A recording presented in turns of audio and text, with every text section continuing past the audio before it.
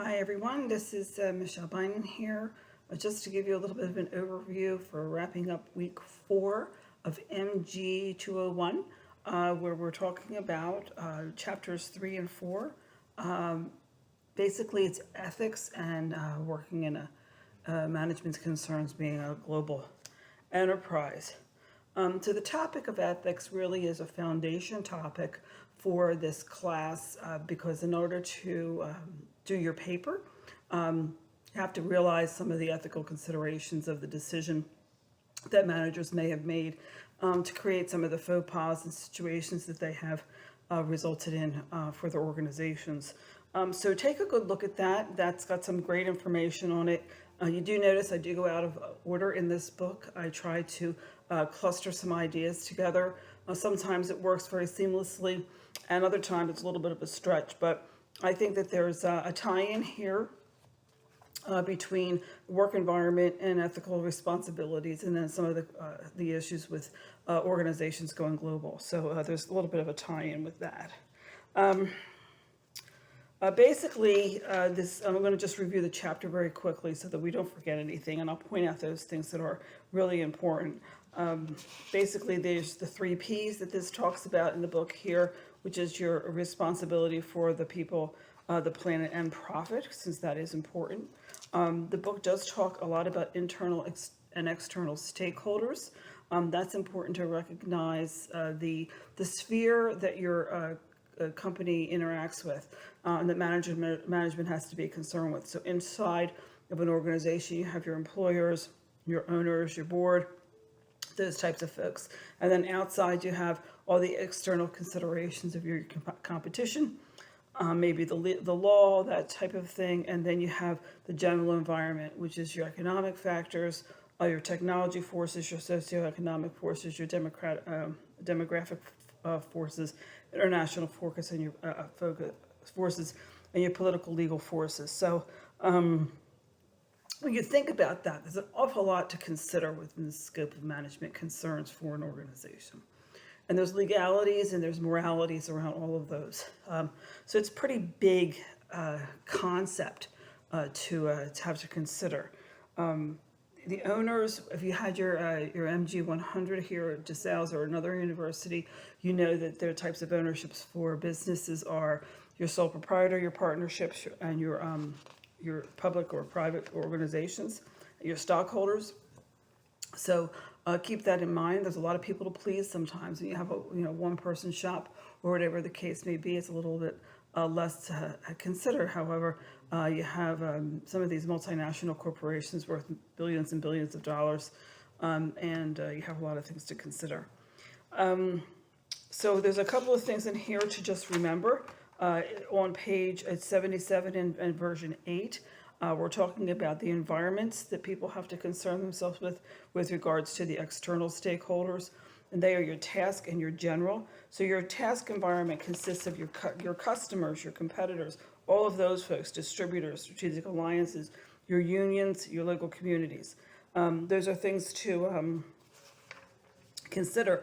Sometimes some organizations do have heavy considerations for what they're doing in a region. So the communities themselves may be, in fact, a stakeholder in a community, especially if you have to deal with, runoff in the public waters and things like that. So there's a lot of good information in Chapter 3 about all of that, the general environment. So that's the largest band of that diagram that was on, let's say, page. It's actually a real good graphic. It's page 75 in this version 8. Talks about the general environment, the forces that have to be applied. I did list those as a consideration for your paper. So make sure you take a look at those, and if that is in fact a driver behind the business or the business issue or the solution, please take that up as part of your discussion. It's important to recognize that sometimes there are environmental factors with regards to, issues that happened in some organizations. They could be economic, they could be demographic, there could have been other forces that did impact a company's decision to go rogue or whatever. So ethics are defined as the standard of right and wrong that influence behavior. And ethical behavior is what is accepted as right versus opposed to wrong to those standards. So when you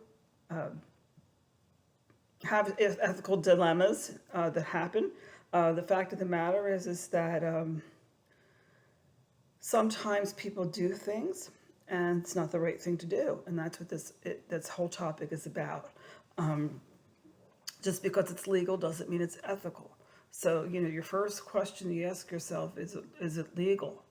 If the answer to that is no, then you don't do it. If it's legal and it's not ethical, then you have to think about that also. There are plenty of business practices that are perfectly legal that are not necessarily the right thing to do. So it's something to think about. The values, it's a pattern of values within your organization. It's a relatively permanent and deeply held belief and attitudes that help determine your behavior. So if you look at the cultural iceberg that I had out there as one of the attachments for last week's reading, you'll find information about the formation of values. And if you look at the iceberg, so what you see at the top is what people display in terms of their behavior. But all of those things under the surface are what help build how we act on the outside. So you have to have those structures. A lot of organizations, a lot of companies, a lot of people that feel as though if you are shaky in some areas, that you're probably going to wind up being shaky in others. So they kind of look at somebody holistically with regards to whether or not they exhibit ethical behavior. The couple of approaches to deciding your ethical dilemma is worthwhile reading. It's utilitarian approach that works for your greater good. The individual, it's for your greatest self-interest long term, and which will help others. Moral rights approach is respecting fundamental rights shared by everyone, and the justice approach is respecting impartial standards of fairness. So think about them, because some people are grounded in one area and not in others, and some people aren't grounded in any, and some people do actually have ethical standards which kind of branch over all of them. So you have some issues here, and we're talking about in this. I mean, the whole chapter, opens up with why people cheat and lie. So you have to think about some of the various laws and regulations that are put into place with regards to safekeeping and safeguarding assets, information. The influx of cybercrime is happening all the time. There's reforms that have been around since forever. They've been around for a long time, but the one that the book calls out is the Sarbanes-Oxley Act, 2002. That has to do with financial record keeping. So there's a lot of interesting reading about that. You can just go into Google or whatever search engine you use and put in Sarbanes-Oxley, and you'll get a ridiculous amount of hits on this. The cost to implement some of these guidelines and some of these frameworks for ethical behavior is really, really, really hitting some organizations heavily. So I would take a look at that chapter. That's chapter 3, page 89. There's all kinds of information about how people learned how to be ethical, how people learn how to behave. One of the things that I put in the video for Dan O'Reilly, it's a little difficult to watch. The man's been through a horror story with his life personally. And he talks about that shaky moral code and how people behave in certain situations by themselves, influenced by others, and in terms of groupthink. And then why do we do some things? It's a startling video to me. Every time I watch it, I just learn something a little bit more, and I can identify more situations where people have been. You could tell how they were influenced to make some of their less than stellar decisions in their lives. So it's kind of interesting view in my opinion. I think it's a interesting premise, especially when you turn the hat on that particular comment that always just gets to me when, he's talking about the burn nurses and their care of him, and he says, you did it because you wanted to get it over with. And they said, well, you never thought about our position. And that's like, it startled me when I first heard it. It startles me every time because you don't think about that in terms of a caregiver, that they do have a perspective, whether it's right or wrong, they do have one. But, when you bring that to light to people, it sometimes changes their perspectives with some things. The concept of whistleblowers, there's some very interesting movies out there for folks that have whistleblown. It's, chances are if you do whistleblow, you're probably not employed at that organization anymore. You're supposedly protected. I'm not so sure that happens. But anyway, people have a lot of venues nowadays to have an opinion that weren't available even 10 years ago. But you have social media now where if you have a bad experience at an organization, you can just publicly blast it and it gets hundreds of hits of thousands or whatever the case may be in no time. So, get the opportunity to have a voice. Sometimes it's helpful, sometimes it's not. But in our organizations where there's unethical behaviors, some people really have a hard time dealing with that. They do have the concept of somebody who's willing to speak and sometimes put their neck out. So let's look at philanthropic responsibilities. So, there's some folks that have a lot of money and some people who make an awful lot of money, and some of them make it very fairly and squarely, and others make it at the expense of others. And if you're an entrepreneur, you have to balance that out for how you're going to have your organization compensate your individuals, the care you're going to take of your environmental concerns, that type of thing. But basically, the leadership, the managerial leadership of an organization is responsible for the social responsibility of an organization. So that goes a lot of different ways. So let's just talk at the basics. So first of all, you have your being a good citizen.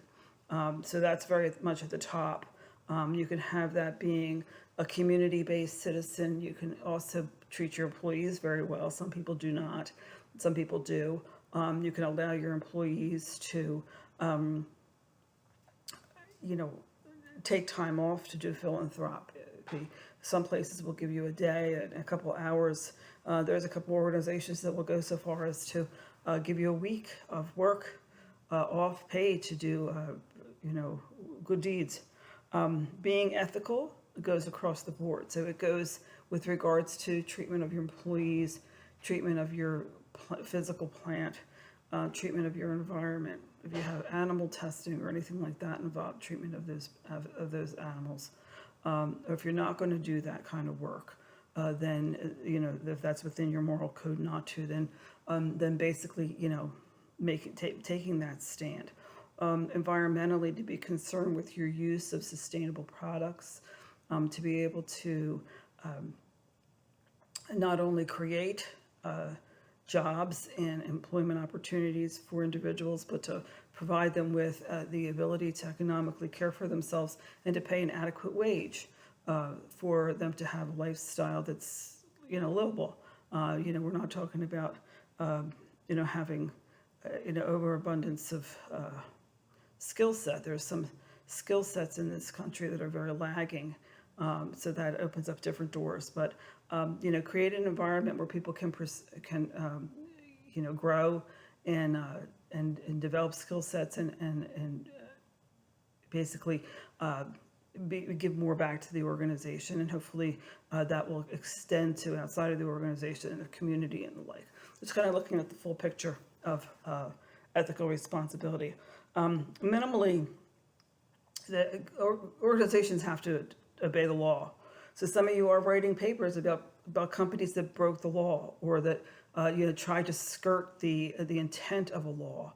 And certainly some of the individuals involved from a management perspective or an owner perspective, were involved in some of these things. So, you can take the most egregious cases like, Bernie Madoff and his Ponzi schemes. And I don't know, for some reason or other, that whole storyline just always fascinates me, that he managed to steal and rob so many people from so much money, and just really caused devastation. And if you ever do any research into that, you'll know that not only did he steal money and rob people blind, he devastated entire pension funds and entire things like that, so that some groups were just devastated. And these some of these older people who had come to rely upon this money, in terms of their pensions and things like that, basically were left destitute. So it really is far-reaching in terms of the impacts for that type of behavior. And the last thing to think about with regards to this, and I'm looking at the pyramid on page 93, is to reference your economic responsibility. So you do have that within your framework. The responsibility to be profitable, the responsibility to be able to maintain the plant, the responsibility to be able to pay the salaries, the responsibility to be able to do R&D to keep that going. People have invested in your organization if you are a stock organization, and they are relying upon a certain rate of return for you to give them. You have their money, and they have invested in you, and hopefully they're going to be able to stay that way and grow with you. There's a couple of interesting readings on pages 95 and 96 about not dying rich and being good. I have you do an exercise on that. I won't beat that up too much, but think about that a little bit. We now have quite a few of our billionaires in the globe. They seem to be predominantly U.S. based right now, who are intent upon giving a lot of their money away to organizations. We have, the Gates Foundation that does a lot of work with vaccines. I think he's managed to sign up, him and Warren Buffett are buddies, and they have this idea of, not dying rich. They'll, of course, take care of their children and their family, but not to the extent where they're going to leave them billions and billions and billions of dollars. It's just not what these individuals have as their moral code, their desire. They're living very good lives now. Their children will continue to live lives, very nice lives, but they do believe in definitely giving back to society. And one of the interesting things about that is the influence that that who they're with and how they're aligned with personally have impacted their lives.